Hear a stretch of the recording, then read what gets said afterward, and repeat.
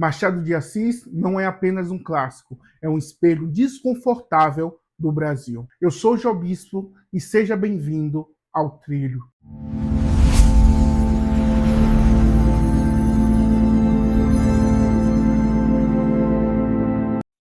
Toda vez que o assunto é Machado de Assis, as pessoas fecham os livros sem ao menos ler. Falam que é chato, que é entediante, que é coisa de escola. Mas e se foi a maneira que nós aprendemos a ler Machado, que é chata, entediante, sem graça e difícil? No papo de hoje, a gente vai trocar ideia sobre Machado de Assis. Antes de tudo, precisamos entender um pouquinho sobre Machado de Assis. Machado de Assis é um escritor brasileiro que nasceu em 1839, no Rio de Janeiro.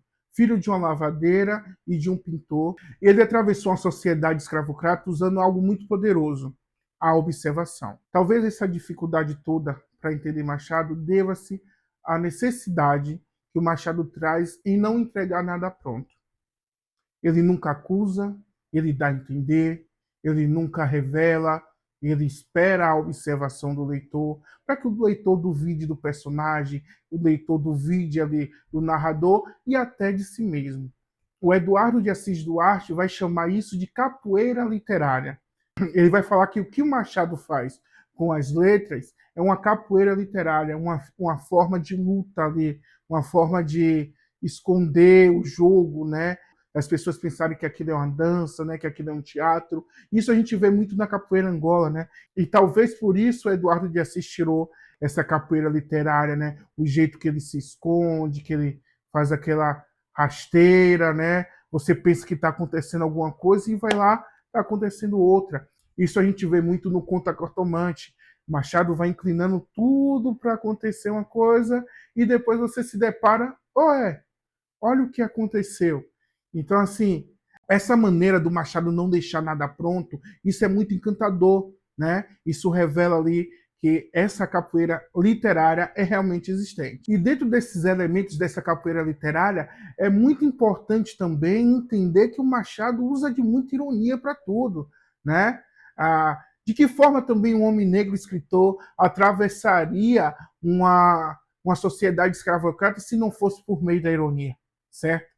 Então, ele ironiza muitas coisas. A gente tem que ter esse feeling, esse tato de saber que aquilo ali está sendo ironizado, né? Ele nunca declara, né, algo totalmente aberto, né, totalmente feito, totalmente executado. Tudo tem nuances, né? O Machado escreve dessa maneira. A leitura do Machado ficou muito famosa, né? Com um vídeo viral do Memórias Póstumas de Brás Cubas, mas tem muitos elementos ainda que não foram trabalhados, né? Por exemplo, quando ele fala, não tive filhos, não transmiti a nenhuma criatura o legado da nossa miséria. Ele fala dessa sociedade, né? Aquela sociedade escravocrata, aquela sociedade, né, que subjugava todas as pessoas. Ele fala, não transmitir nenhuma desses elementos a nenhuma outra criatura, né? A uma criatura que vai nascer já com esses elementos ali sociais incutidos, né? Ele traz muitas nuances ali dentro de um texto, né?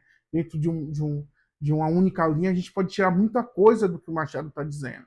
Então, eu acho que o encantador da leitura do Machado é essa, é que você lê uma vez o livro, você lê de novo, você em 3 vezes tira 3 conclusões diferentes do que é ler o Machado de Assis. O Machado tem essa necessidade de você se doar à leitura dele, né? Você não pode simplesmente ler como está lendo uma notícia de jornal. Você tem que se doar, de fato, àquela leitura, né?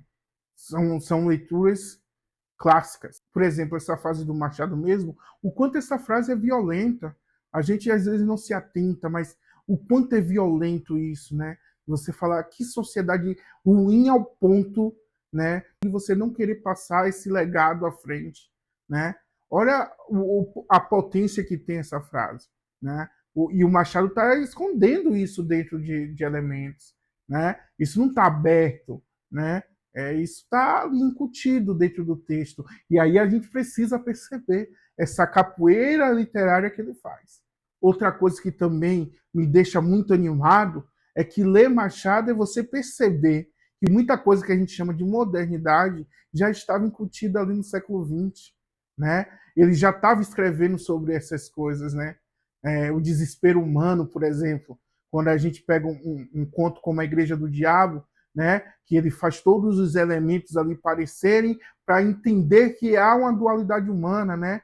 Para quem não sabe, rapidinho aqui, o diabo ele vai ter com Deus ali uma conversa para que ele possa abrir uma igreja na terra, né? E aí Deus permite que ele monte essa igreja. E aí os mandamentos do diabo eram todos ao contrário, né? Todos tinham uma contrariedade com os mandamentos ensinados por Deus. Não ajudará o próximo, né? Esse era um mandamento do diabo. Aí, o que acontece? Chega um momento que as pessoas, né, que são seguidoras dele, começam ali a dar esmola para os mendigos, começam ali a cuidar do outro, né, se preocupar com o outro, e aí ele vai lá ter com Deus de novo, com raiva, e ele fala, não sei o que acontece, eles voltam, né, eles estavam fazendo tudo errado, aí eu fui lá, desci, fiz a igreja e aí coloquei todos os mandamentos do jeito que eles poderiam seguir e eles estão fazendo agora tudo ao contrário. E aí Deus fala, é a dualidade humana, né? Então, assim, olha quanto rico o Machado consegue fazer isso. Olha que beleza de escrita, né? O jeito que ele esconde essa sociedade ali, mas quando você lê, você fala, nossa, isso aqui é a sociedade atual. É isso aqui que a gente vive. Então, o Machado tem essa de esconder essas nuances dentro do texto. Só que a gente precisa perceber. Ler Machado não é difícil. Se você nunca leu Machado, leia. Comece com um conto, com a frase, com um capítulo, mas leia com desconfiança. Ler Machado não é difícil. Difícil é encarar o que ele revela sobre nós. Eu vou ler um trechinho aqui da Igreja do Diabo para vocês. E aí eu vou deixar também como indicação aí o livro que é da editora Nova Fronteira. Eu vou deixar como indicação aí no card. Vamos lá. A Igreja do Diabo, capítulo 1. Conta um velho manuscrito beneditiano que o diabo, em certo dia, teve a ideia de fundar uma igreja. Embora os seus lucros fossem contínuos e grandes, sentia-se humilhado com o papel avulso que exercia desde séculos. Sem organização, sem regras, sem cânones, sem ritual, sem nada. Vivia, por assim dizer, dos remanescentes divinos, dos descuidados e obséquios humanos. Nada fixo, nada regular, porque não teria ele a sua igreja. Uma igreja do diabo era meio eficaz de combater as outras religiões e destruí-las de uma vez. Vá, pois, uma igreja, concluiu ele. Escritura contra escritura, breviário contra breviário. Terei a minha missa com vinho e pão à farta, as minhas prédicas, bulas, novenas e todo o demais aparelho eclesiástico.